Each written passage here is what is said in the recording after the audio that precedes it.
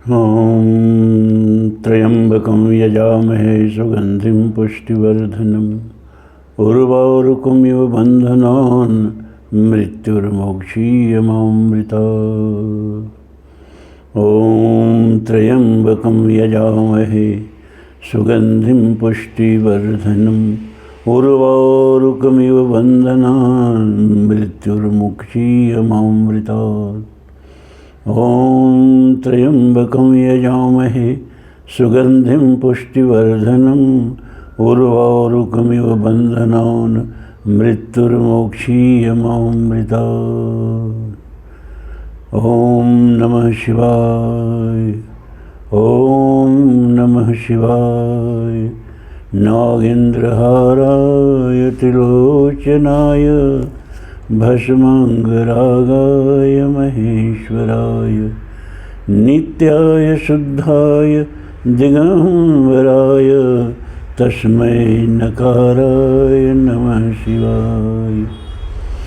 मंदाकिनी सलिलचंदन चर्चिताय नंदीश्वर प्रमथनाथ महेश्वराय मंदार पुष्प बहुपुष्प सुपूजिताय तस्मै मकाराय नमः शिवाय। शिवाय गौरी वदनाब्ज वृंद सूर्याय दक्षाध्वरनाशकाय श्रीनीलकंठाय वृषध्वजाय तस्मै शिकाराय नमः शिवाय।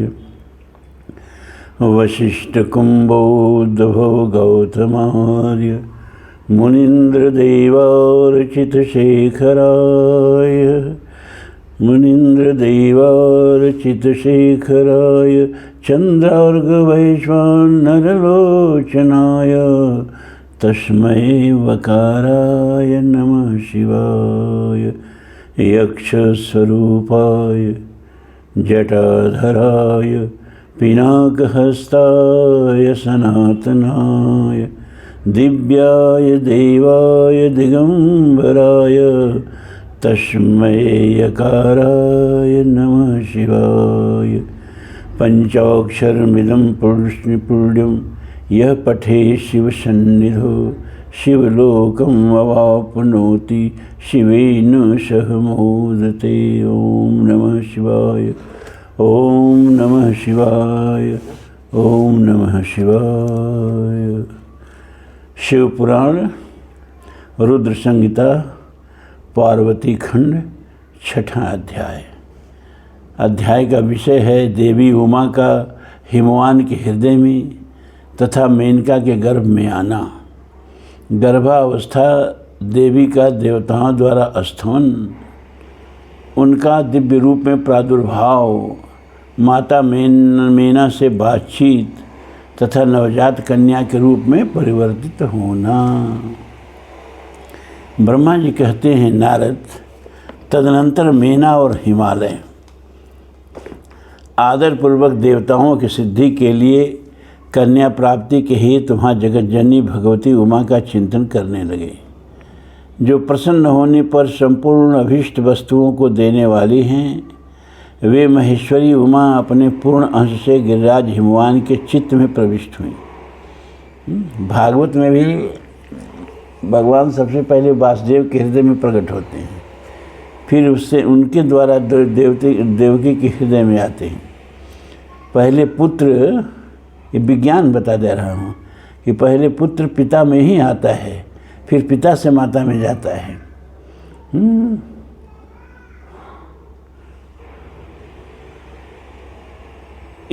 इससे उनके शरीर में अपूर्व एवं सुंदर प्रभाव उतर आई। वे आनंद मग्न हो अत्यंत प्रकाशित होने लगे। उस अद्भुत तेजो राशि से संपन्न महामना हिमान चाहे हिमालय अग्नि के समान अदृश्य हो गए थे। तत्पश्चात सुंदर कल्याणकारी समय में गिरिराज हिमालय ने अपनी प्रिया मेना के उदर में शिवा के उस परिपूर्ण अंश का आधान किया।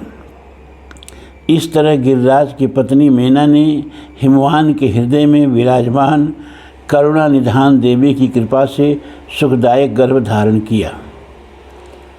संपूर्ण जगत की निवास भूता देवी के गर्भ में आने से गिरिप्रिया मीना सदा तेजोमंडल के बीच में स्थित होकर अधिक शोभा पाने लगी। अपनी प्रिया शुभांगी मीना को देखकर गिरिराज हिमवान बड़ी प्रसन्नता का अनुभव किया। गर्भ में जगदम्बा के आ जाने से वे महान तेज से संपन्न हो गई थी। मुनि उस अवसर में विष्णु आदि देवता और मुनियों ने वहां आकर गर्भ में निवास करने वाली शिवा देवी की स्तुति की और तदनंतर महेश्वर की नाना प्रकार से स्तुति करके प्रसन्नचित्त हुए वे सब देवता अपने अपने धाम को चले गए। भागवत में भी जब भगवान गर्भ में आते हैं तो गर्भ स्तुति करने के लिए ब्रह्मा और शिव को आगे करके सब देवता गर्भ में आते हैं, गर्भगृह में आते हैं। हाँ, और भगवान की स्तुति सत्यम व्रतम सत्यम परम त्रिसत्यम सत्यस्य योनि निहितम च सत्ये सत्यस्य सत्यमृत सत्यनेत्रम सत्यात्मकम त्वाम शरणम प्रपन्ना। स्तुति करते हैं गर्भ स्तुति। और फिर ब्रह्मा और विष्णु को आगे करके गर्भगृह से निकल जाते हैं। टीकाकार वहाँ बड़ा विनोद करते हैं कि ब्रह्मा और विष्णु को आगे करके आए, ये बात तो समझ में आ रही है, लेकिन ब्रह्मा और विष्णु को पहले गर्भगृह से निकाल के तब अपने गर्भगृह से क्यों निकले हैं? इसलिए कि कहीं हम लोग निकल जाएं तो विशेष दर्शन न कर लें, कहीं विशेष लाभ न ले लें। देवताओं को ये शंका थी। खैर, जब 9वां महीना बीत गया और 10वां भी पूरा हो चला, तब जगदम्बा कालिका ने समय पूर्ण होने पर गर्भस्थ शिशु की जो गति होती है उसी को धारण किया, अर्थात जन्म ले लिया। उस अवसर पर आद्याशक्ति सती साध्वी शिवा पहले मैना के सामने अपने ही रूप में प्रकट हुई। बसंत ऋतु में चैत्र मास की 9वीं तिथि को, तिथि याद रखिए, बसंत ऋतु में चैत्र मास की 9वीं तिथि को मृगशिरा नक्षत्र में आधी रात के समय चंद्रमंडल से आकाशगंगा की भांति मीना के उदर से देवी शिवा का अपने ही स्वरूप में प्रादुर्भाव हुआ। यही तो भगवान राम के जन्म का भी तिथि है।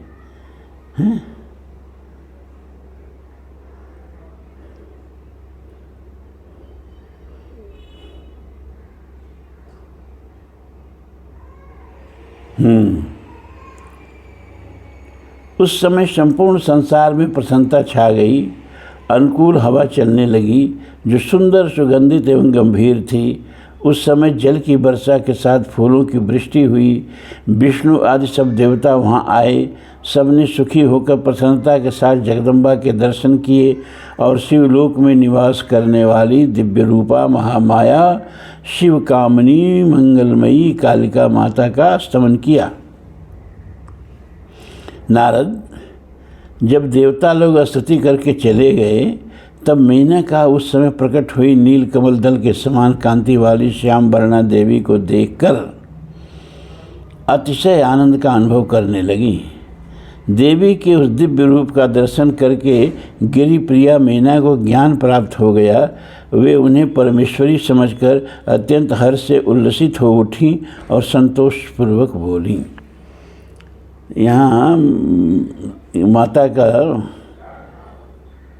कालिका माता का, चाहे जो पार्वती माता जो समझिए, उनके शरीर का कांति नीला बताया, मतलब श्याम।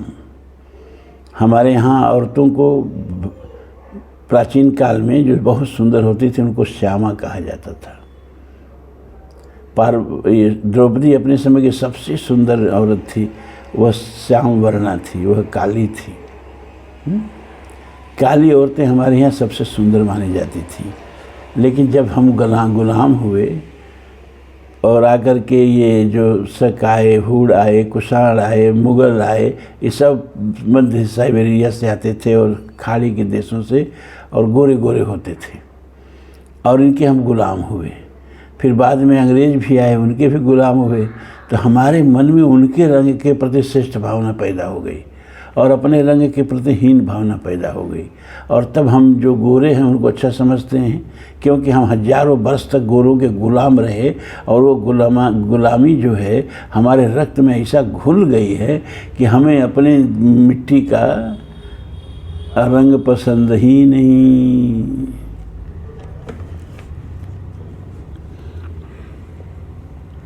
नारद अच्छा हो गया। मेना ने कहा, जगदम्बे महेश्वरी, आपने बड़ी कृपा की जो मेरे सामने प्रकट हुई। अंबिके, आपकी बड़ी शोभा हो रही है। शिवे, आप संपूर्ण शक्तियों में आद्या शक्ति तथा तीनों लोकों की जननी हैं। देवी, आप भगवान शिव को सदा ही प्रिय हैं तथा संपूर्ण देवताओं में प्रशंसित पराशक्ति हैं। महेश्वरी, आप कृपा करें और इसी रूप से मेरे ध्यान में स्थित हो जाएं, साथ ही मेरी पुत्री के अनुरूप प्रत्यक्ष दर्शनीय रूप धारण करें। ब्रह्मा जी कहते हैं, वहीं जो माता कौशल्या ने कहा न भगवान से, विष्णु भगवान से, कि जय शिशुलीला अति प्रियशीला। ये चतुर्भुज रूप धारण करके आ गए हो, कोई देखेगा तो क्या कहेगा, कौशल्या को क्या हो गया, कैसे बच्चा पैदा हो गया, चतुर्भुज रूप धारण किए, इतना बड़ा बालक हो ये। तो सुनि बचन सुजाना रोदन ठाना, होई बालक सुर भूपा। वही हालत यहाँ है। नारद, पर्वत पत्नी मेना की यह बात सुनकर अत्यंत प्रसन्न हुई। शिवा देवी ने उस गिर प्रिया को इस प्रकार उत्तर दिया। देवी बोली, मेना, तुमने पहले तत्परता पूर्वक मेरी बड़ी सेवा की थी। उस समय तुम्हारी भक्ति से प्रसन्न हो मैंने वर देने के लिए तुम्हारे निकट आई। वर मांगो। मेरी इस वाणी को सुनकर तुमने जो वर मांगा वह इस प्रकार है। महादेवी, आप मेरी पुत्री हो जाएं और देवताओं का हित साधन करें।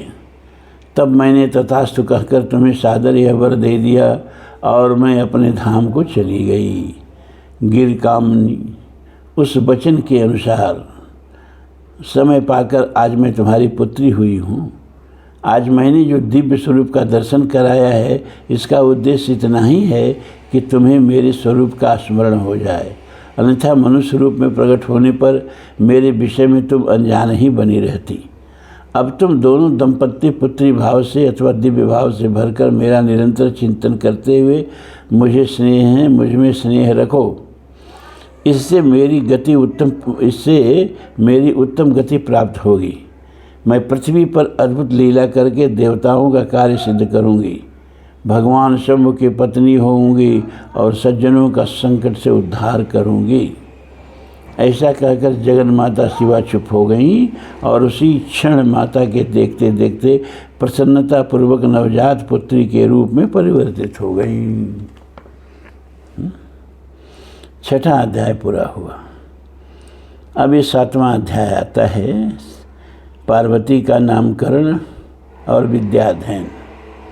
नारद का हिमवान के यहाँ आना, पार्वती का हाथ देकर भावी फल बताना, चिंतित हुए हिमवान को आश्वासन दे पार्वती का विवाह शिव जी के साथ करने को कहना और उनके संदेह का निवारण करना। ब्रह्मा जी कहते हैं, नारद, मीना के सामने महातेजस्विनी कन्या होकर लौकिक गति का आश्रय ले वह रोने लगी। उनका मनोहर रुदन सुनकर घर की सब स्त्रियां हर्ष से खिल उठीं और बड़े बेग से प्रसन्नतापूर्वक वहाँ आ पहुँची। नील कमल दल के समान श्याम कांति वाली उस परम तेजस्विनी और मनोरम कन्या को देखकर गिरिराज हिमालय अतिशय आनंद में निमग्न हो गए। तदनंतर सुंदर मुहूर्त में मुनियों के साथ हिमवान ने अपनी पुत्री के काली आदि सुखदायक नाम रखे। देवी शिवा गिरिराज के भवन में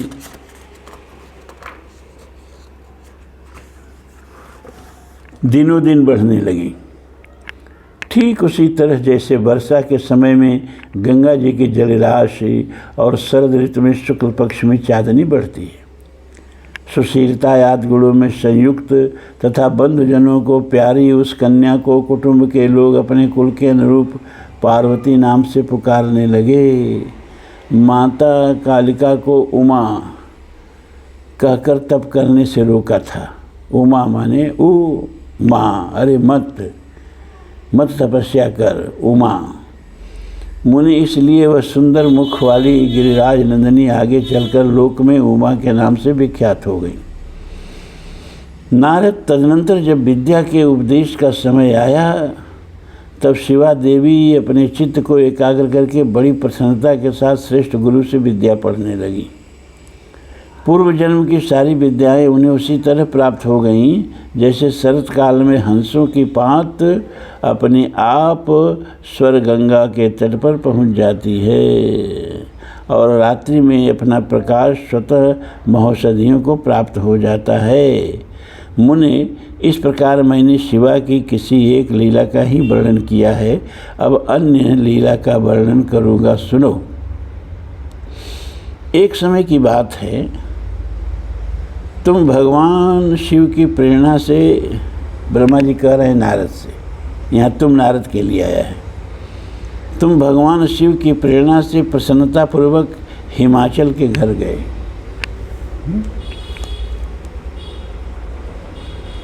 मुनि, तुम शिव तत्व के ज्ञाता और उनकी लीला के जानकारों में श्रेष्ठ हो। नारद, गिरिराज हिमालय ने तुम्हें घर पर आया देख प्रणाम करके तुम्हारी पूजा की और अपनी पुत्री को बुलाकर उससे तुम्हारे चरणों में प्रणाम करवाया। मुनीश्वर, फिर स्वयं ही तुम्हें नमस्कार करके हिमाचल ने अपने सौभाग्य की सराहना की और अत्यंत मस्तक झुका हाथ जोड़कर तुमसे कहा। हिमालय बोले, हे मुनि नारद, हे ब्रह्मपुत्रों में श्रेष्ठ ज्ञानवान प्रभु, आप सर्वज्ञ हैं और कृपापूर्वक दूसरे के उपकार में लगे रहते हैं। मेरी पुत्री की जन्म कुंडली में जो गुण दोष हो उसे बताइए। मेरी बेटी किसकी सौभाग्यवती प्रिय पत्नी होगी। हर पिता को ये रहता है ना कि बेटी का ब्याह कहाँ होगा। बच्चे के ब्याह की उतनी चिंता नहीं रहती है जितना बच्ची के ब्याह की चिंता रहती है। तुलसीदास जी ने भी यहीं से शिव पुराण से जस का तस ये प्रकरण उठाया है। नारद जी पहुँच गए हिमवान के यहाँ और हिमवान जो हैं हाथ दिखाते हैं मैन पार्वती का और कहते हैं कि त्रिकालज्ञ सर्वज्ञ तुम, गति सर्वत्र तुम्हार, अकहु सुता के दोष गुण, मुनिवर हृदय विचार। बिल्कुल वही बात जो यहाँ कह रहे हैं। ब्रह्मा जी कहते हैं, मुनिश्रेष्ठ, ब्रह्मा जी नारद से कह रहे हैं, तुम बातचीत में कुशल और कौतुकी तो हो ही। गिरिराज हिमालय के ऐसा कहने पर तुमने कालिका का हाथ देखा और उसके संपूर्ण अंगों पर विशेष रूप से दृष्टिपात करके हिमालय से इस प्रकार कहना आरंभ किया। नारद बोले, शैलराज और मैना, आपकी यह पुत्री चंद्रमा की आदि कला के समान बड़ी है। समस्त शुभ लक्षण इसके अंगों की शोभा बढ़ाते हैं। यह अपने पति के लिए अत्यंत सुखदायिनी होगी और माता पिता की कीर्ति भी बढ़ाएगी। संसार की समस्त नारियों में यह परम साध्वी और स्वजनों को सदा महान आनंद देने वाली होगी। गिरिराज, तुम्हारी पुत्री के हाथ में सब उत्तम लक्षण विद्यमान हैं, केवल एक रेखा विलक्षण है और उसका यथार्थ फल सुनो भैया। एक रेखा गड़बड़ लग रही है। क्या? किसे ऐसा पति प्राप्त होगा जो योगी नंग धड़ंग रहने वाला, निर्गुण और निष्काम होगा। उसके न माँ होगी न बाप होगा, उसे मान सम्मान की भी कोई ख्याल नहीं रहेगा और वह सदा अमंगल भेष धारण करेगा। ठीक है, इसे तुलसी उठाते हैं मानस में, जो नारद जी कहते हैं कि सदा अचल यही कर अहिवाता, यही तेजस पई हैं पितु माता, हो ही पूज्य सकल जग माही, यही सेवत कछ दुर्लभ नाही, यही कर नाम सुमेरी संसारा, अत्रिय चढ़ी हैं पतिव्रत यश धारा, शैल सुलक्षण सुता तुम्हारी, सुनहु जे अवयव गुण दुई चारी। दो चार गुण भी है भैया, क्या कि अगुण यमान जो शिव पुराण बोल रहा है, ठीक वही जस का तस। अगुण यमान मातु पितहीना, उदासीन सब संशय छीना।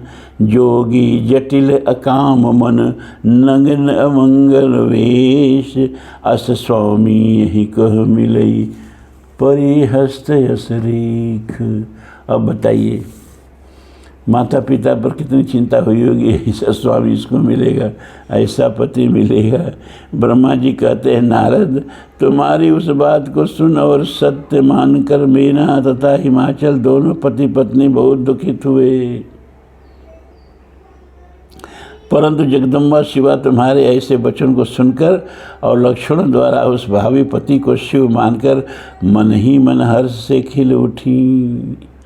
नारद की बात कभी झूठ नहीं हो सकती, यह सोचकर शिवा भगवान शिव के युगल चरणों में संपूर्ण हृदय से अत्यंत स्नेह करने लगी।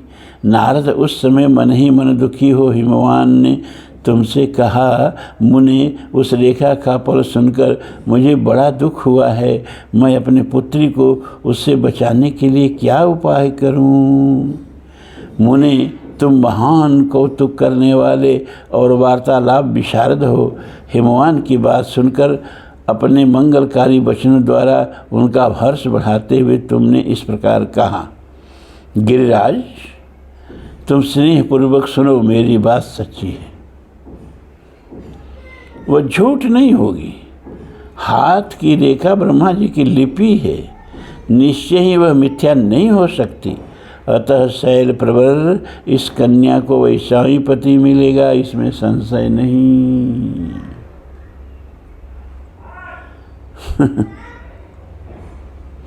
परंतु इस रेखा के कुफल से बचने का एक उपाय भी है, उसे प्रेम पूर्वक सुनो। उसे करने से तुम्हें सुख मिलेगा। मैंने जैसे वर का निरूपण किया है वैसे ही भगवान शंकर हैं। वे सर्वसमर्थ हैं और लीला के लिए अनेक रूप धारण करते हैं। उनमें समस्त कुलक्षण सद्गुणों के समान हो जाएंगे। समर्थ पुरुष में कोई दोष भी हो तो उसको दोष नहीं कहते। असमर्थ के लिए ही वह दुखदायक होता है। इस विषय में सूर्य, अग्नि और गंगा का दृष्टांत सामने रखना चाहिए। ठीक से सुनिए इसको, जस का तस अनुवाद तुलसी करके सुन दिखाएंगे आपको। इसलिए तुम विवेक पूर्वक अपनी कन्या शिवा को भगवान शिव के हाथ में सौंप दो।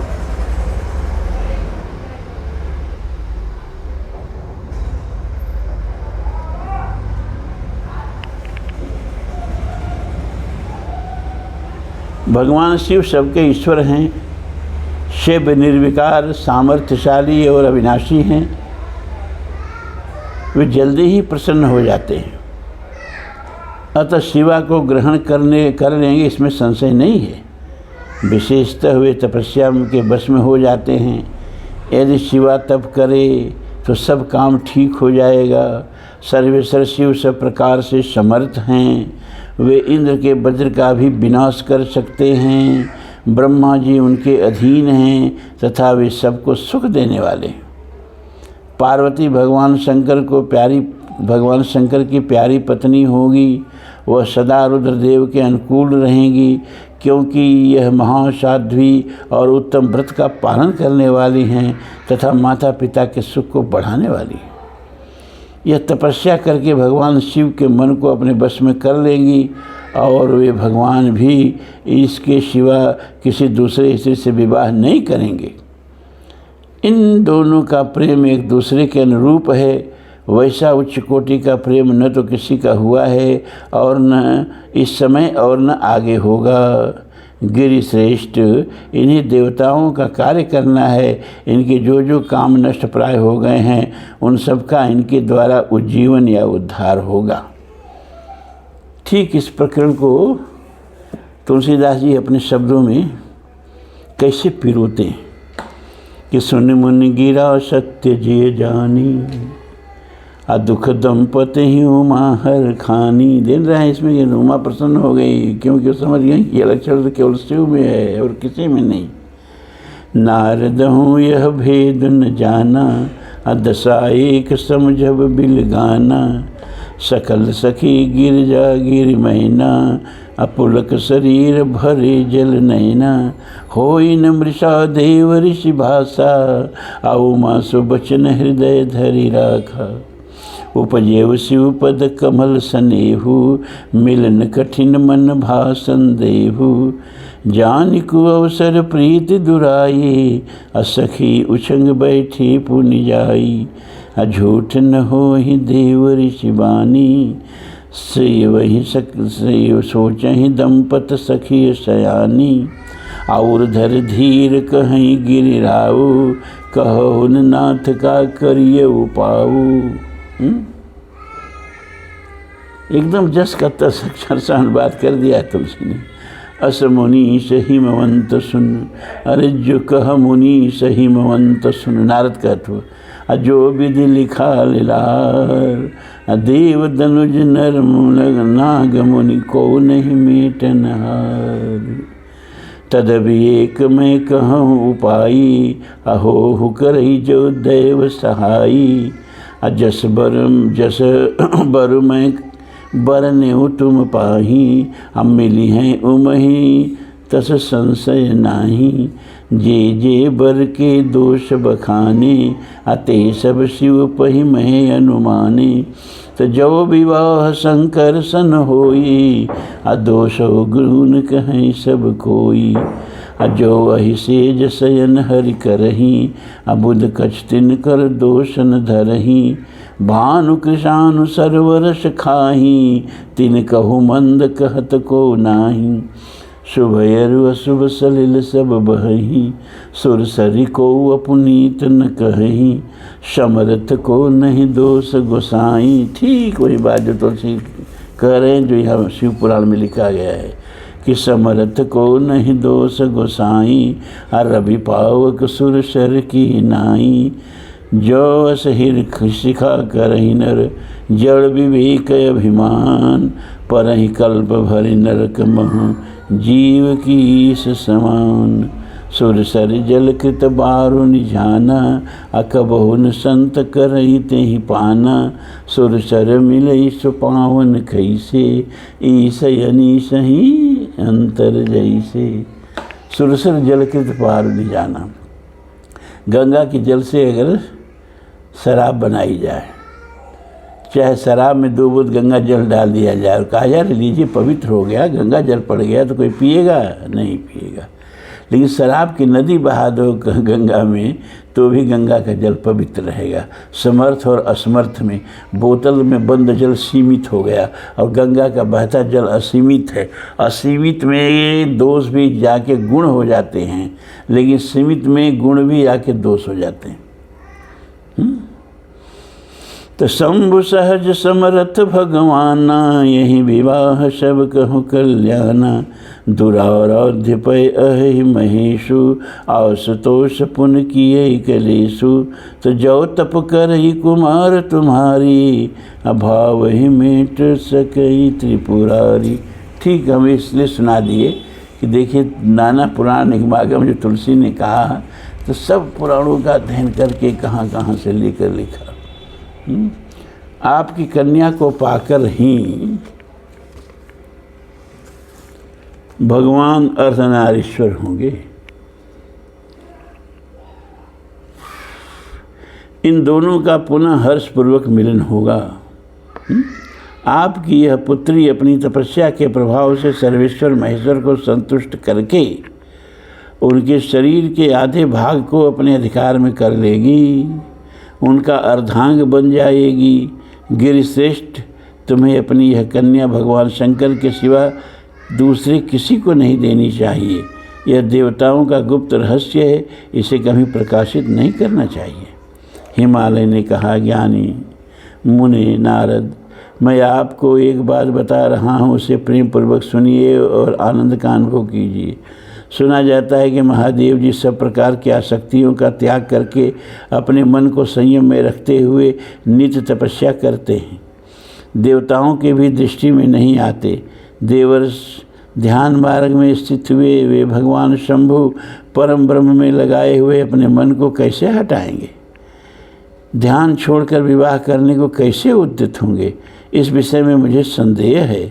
दीपक की लौ के समान प्रकाशमान अविनाशी प्रकृति से परे निर्विकार निर्गुण सगुण निर्विशेष और निरीह जो पर ब्रह्म हैं, वही उनका अपना सदाशिव नामक स्वरूप है। अतः वे उसी का सर्वत्र साक्षात्कार करते हैं, किसी बाह्य अनात्म वस्तु पर दृष्टि नहीं डालते। मुने यहाँ आए हुए किन्नरों के मुख से उनके विषय में नित्य ऐसी ही बात सुनी जाती है। क्या वह बात मिथ्या ही है? विशेषतः यह बात भी सुनने में आती है कि भगवान हर ने पूर्व काल में सती के समक्ष एक प्रतिज्ञा की थी। उन्होंने कहा था, दक्ष कुमारी प्यारी सती, मैं तुम्हारे सिवा दूसरी किसी स्त्री का अपनी पत्नी बनने के लिए वरण नहीं करूँगा। यह मैं तुमसे सत्य कहता हूँ। इस प्रकार सती के साथ उन्होंने पहले ही प्रतिज्ञा कर ली है। अब सती के मर जाने पर वे दूसरे किसी स्त्री को कैसे ग्रहण करेंगे? यह सुनकर नारद ने कहा, महामते गिरिराज, इस विषय में तुम्हें चिंता नहीं करनी चाहिए। तुम्हारी यह पुत्री काली ही पूर्व काल में दक्ष कन्या सती हुई थी। उस समय इसी का सदा सर्वमंगलदायी सती नाम था। वे सती दक्ष कन्या होकर रुद्र की प्यारी पत्नी हुई थी। उन्होंने पिता के यज्ञ में अनादर पाकर तथा भगवान शंकर का भी अपमान हुआ देख क्रोधपूर्वक अपने शरीर को त्याग दिया था। वे ही सती फिर तुम्हारे घर में उत्पन्न हुई हैं। तुम्हारी पुत्री साक्षात जगदम्बा शिवा है। यह पार्वती भगवान हर की पत्नी होगी, इसमें संशय नहीं। नारद, ये सब बातें तुमने हिमवान को विस्तार पूर्वक बताई। ये ब्रह्मा जी नारद से कह रहे हैं। पार्वती का वह पूर्व रूप और चरित्र प्रीति को बढ़ाने वाला है। काली के उस संपूर्ण पूर्व वृत्तांत को तुम्हारे मुख से सुनकर हिमवान अपनी पत्नी और पुत्र के साथ तत्काल संदेह रहित हो गए। इसी तरह तुम्हारे मुख से अपनी उस पूर्व कथा को सुनकर काली ने लज्जा के मारे मस्तक झुका लिया और उसके मुख पर मंद मुस्कान की प्रभा फैल गई।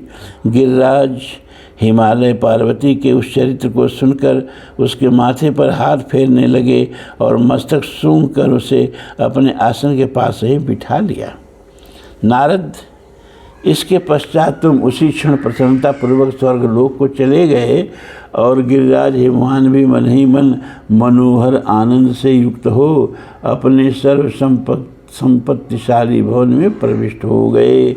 इस तरह से शिव पुराण रुद्र संहिता पार्वती खंड 7वां 8वां अध्याय पूरा हुआ। तो आज आप 6, 7, 8 शिव पुराण के 3 अध्याय सुने। अभी सावन कितने दिन हैं? तब तक पार्वती खंड तो खत्म हो ही जाएगा।